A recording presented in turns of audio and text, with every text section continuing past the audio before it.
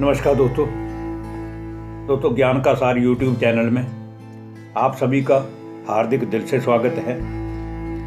जैसे जैसे हमने श्रीमद् भगवद गीता के बाद आपके सामने संत कबीरदास जी के दोहों के बारे में प्रस्तुति देना शुरू किया है, तब से ही हम भी ये जान रहे हैं, समझ रहे हैं, सीख रहे हैं, अनुभव कर रहे हैं कि जो संत कबीरदास जी भक्ति काल के इकलौते ऐसे महाकवि हुए हैं जिन्होंने थोथे समाज के रीति रिवाजों के ऊपर और दिखावे के आडंबरों के ऊपर अपने दोहों के माध्यम से करारा कुठारा घात किया है और हम सभी मनुष्यों को सुझा किया है।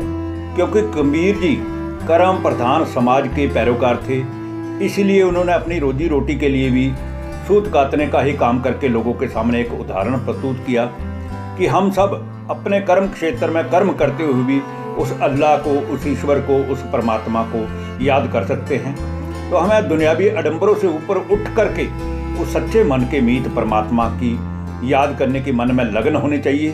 फिर हम कारोबार करते हुए उस ईश्वर को क्यों नहीं याद कर सकते हैं, ऐसा उन्होंने अपने दोहों के द्वारा बताया है। फिर कबीर साहब ने अपना जो समस्त जीवन था कर्म करते हुए उन्होंने संसार के कल्याण के लिए लगा दिया, फिर भी उन्होंने अपना कर्म नहीं छोड़ा।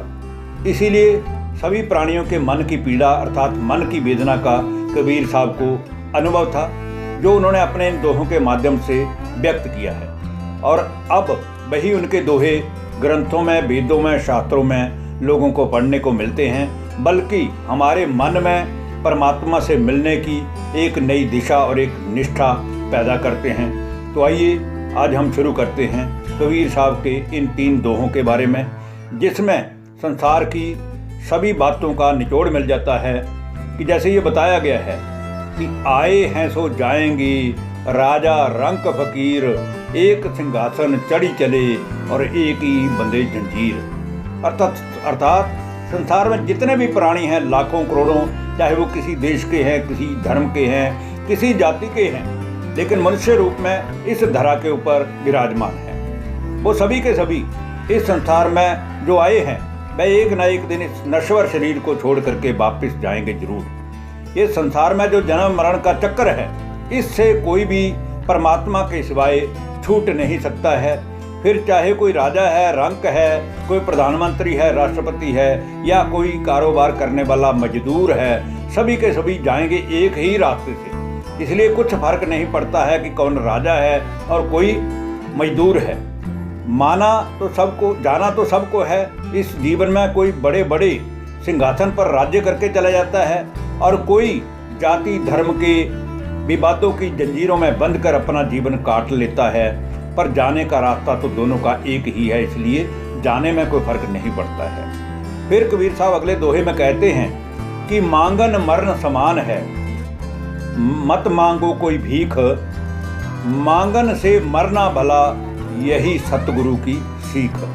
अर्थात हम सबको उस सतगुरु, सच्चे मन के मीत परमात्मा की ही मत पर चलकर अपनी मेहनत के बल पर, अपने कर्म की लगन से, मेहनत से अपनी मंजिल की प्राप्ति करनी चाहिए। क्योंकि मांगना तो मर जाने जैसा है। भिखारी भी भीख मांगते हुए द्वारे द्वारे जाता है, तो कई लोग अक्सर कहते चल भाग यहाँ से। इसीलिए हमें समझना चाहिए कि मांगना मरने से भी बदतर है, क्योंकि जिस के द्वारे हम भीख मांगने जाते हैं वो हमें दुत्कार देता है कि भाग यहाँ से।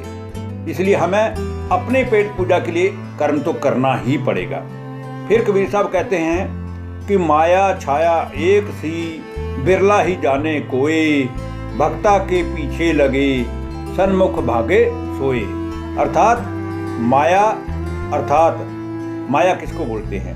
आज संसार में लोग ये समझ बैठे हैं कि मायापति का मतलब है कि धन जिसके पास बहुत है, जिसके पास अपार धन संपत्ता है, जिसके पास मोटर गाड़ियां महल है, वो अपार माया का स्वामी है। लेकिन ये सब मिथ्या ज्ञान है। क्योंकि माया अर्थात 5 विकार, माया अर्थात काम, क्रोध, लोभ, मोह, अहंकार, ये 5 विकारों के कारण ही आज मनुष्य का जीवन दुखी है। तो माया अर्थात काम, क्रोध आदि विकारों की गुलामी में जो एक बार फंस गया, वो माया की छाया में लिप्त हुआ यही नहीं जान पाता है कि ये माया रूपी बुराइयां उसी के पीछे भागती हैं जो खुद इनके पीछे भागता है। इच्छाएं, तृष्णाएं हमारी इसीलिए आगे बढ़ती जाती हैं क्योंकि हमारी एक जगह जाके कहीं मंजिल ठहरती ही नहीं है। हमारे मन में उसे एक परमात्मा की याद टिकती ही नहीं है। हमारा मन इधर उधर भागता है। तो मन को दिशा देने के लिए हमें सबसे पहले स्वयं की पहचान करनी होगी और भगवान को जानना होगा। फिर इसके बाद बताया कि जो इंसान इनको मन में घुसने नहीं देता, इन बुराइयों को, उससे तो ये सन्मुख आकर भी भाग जाती हैं, क्योंकि उन बुराइयों को भी मालूम है कि मैं गलत द्वारे पे आ गई हूँ। तो इंसान का अपना एक लक्ष्य होना चाहिए, अपना जीवन जीने का एक उद्देश्य होना चाहिए। और कर्म क्षेत्र में कर्म करते हुए उसको एक बात हमेशा ही याद में रहनी चाहिए कि अंत समय में चाहे कोई राजा है, कोई फकीर है, जाना तो सबको एक दिन उस भगवान के घर वापिस है।